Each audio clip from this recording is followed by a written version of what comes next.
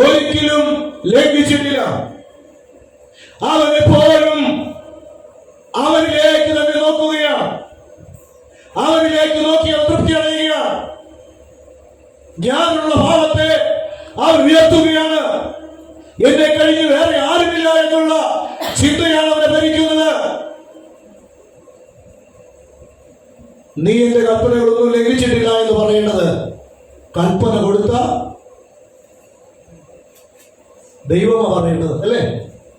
നിന്റെ കൽപ്പനയൊന്നും ഞാൻ ലംഘിച്ചിട്ടില്ല എന്ന് ഞാനല്ല പറയേണ്ടത്, മറിച്ച് കൽപ്പന തന്ന ദൈവം പറയണം, ജോൺസ, നീ ഞാൻ തന്ന ഒരു കൽപ്പനയും ചെയ്തിട്ടില്ല, ലംഘിച്ചിട്ടില്ല എന്ന് നമ്മെ നോക്കി പറയേണ്ടത് ആരാ?